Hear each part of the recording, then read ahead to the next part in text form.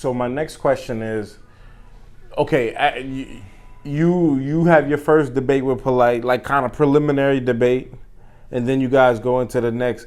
What's your thoughts? What's your initial mindset when meeting Polight and going back and forth with him? Polight is a wizard.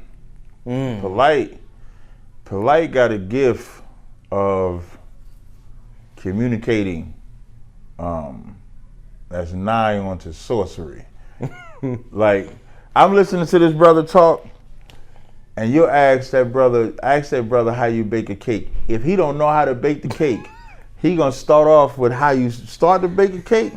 He gonna tell you some whole other thing, make you forget you even asked about bake the cake, and at the end he gonna make you think he gave you the instructions to bake the cake. That's how good Polight is. Got you. And so my strategy with Polight was basic comprehension, meaning if you ask a question, I would play Polight. So I would say, this is all Polight gonna do. He gonna act like he answered in the beginning, give you some filibuster at the end, and bring it right back and then pay attention, but he's not gonna answer the question. So I had to counter his wizardry. It was damn near like Moses' staff against the damn Pharaoh's staff in the flood, and in Egypt. And so that's how it was like. But the frenzy of the battle, like, he was an excellent villain for the time. Like, he even called me, he told me I was his nemesis, because no matter what, he couldn't shake it. It's damn near like, from 2013 to maybe 2017, you damn near couldn't say one without the other. I mean, you really can't say one without the other today, but back then, if you said Tazaryach, you said Polight. You said Polight, you said Tazaryach, because the battles were so gigantic. Like, we had Barnes and Noble, I'm telling his wife to keep her mouth shut. That's a moment. When we battled at the camp. I remember that. You know what I'm saying? That's a moment. When we have the actual debate, that's a moment where, like, we had some epic ass moments. I remember. And I would say that them battles is why I had to study like that. Like, he would, if I had to rank it, he would have probably been the best battler that I ever battled because of how he could talk. And, you know, I just remember at the time, Polight was like the phenom. He was the guy. Right. They called him the young phenom. The young phenom. Yep. You know what I'm saying? You know, you guys definitely had some of the best, like, back and forth. So I feel like, you know, your clash allowed for a lot of learning. Exactly. You know, a lot of people started to really, you know, zone in and really figure out, do they even understand what they're even a part of? Yeah. Whether you're Israelite or you're Kemet or what you're in between, and just learning and things like that.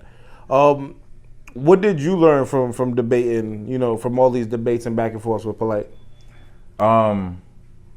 First, the most important thing I learned, especially with Polight being in jail, is that don't challenge the men of the Lord. You should never come up against the real God, because God will judge you, and God judged the shit out of Polight. Like, I can talk comfortably about it because I talked about what Polight was doing in the dark before it came to light. Okay. So I can freely say Polight made me study, made me be on point, because he would switch up his doctrines of belief. He would go from black woman as God to black matter to money as his God. He believed in science. He believed in everything, and everybody would follow his suit. Yeah. The reason why we talk about Polight, because whatever Polight believed in for a time, everybody was following it. Yeah. Because like you said, he was called the young phenom. He was the cash cow. So everybody wanted to gravitate and be behind Polight. Even if the Kemet cats was arguing, they still want to argue against Polight because he was the magnet. And it became a whole Kemet versus Hebrew Israelite. Yeah. Not just you guys. It became all offshoots of everybody else debating this whole concept. But continue. Everybody could do it. And another brother I want to highlight is Seti. Now, me and Seti, we had one interaction. Well, I ain't gonna call him general. You can call him general. You can call him general. You do your thing. Do your thing, brother. Do your thing. I'm calling little man. I'm gonna call him man. Shots. I'm gonna call him little man. But Seti was a monster too, because Seti beat Polight. I remember. Seti was the first one that brought out Malachi York with the homosexuality stuff. Got you. So Seti was another powerhouse. It was a few powerhouses at that time. Polight was a powerhouse. Seti was a powerhouse.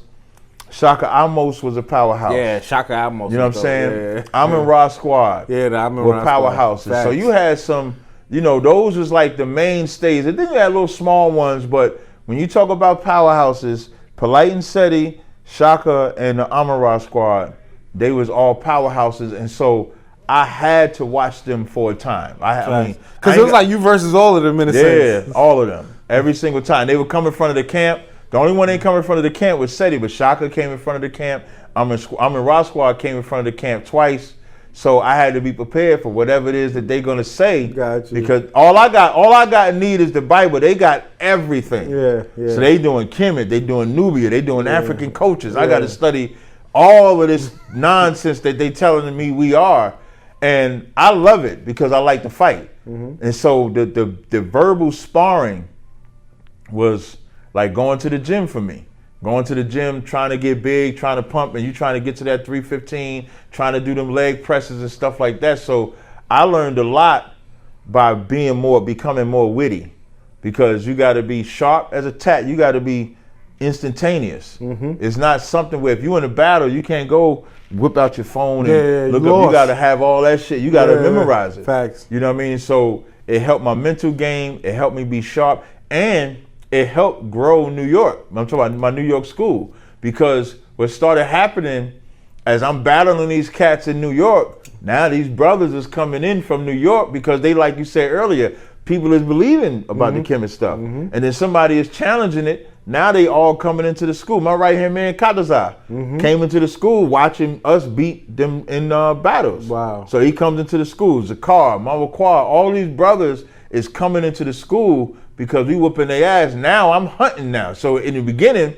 they coming to look for me. Now I'm looking for them. I'm calling Sinetta like, who you got next to me to battle? Who you got next to me to battle? Who you got next? So it's a beautiful thing that to this day, that's what I do. I got a battle Wednesday against some Christians. Wow. So that's I love to do that because I think that's where people can really know. Like if I did lectures is a one-way thing where you really come in there just to learn.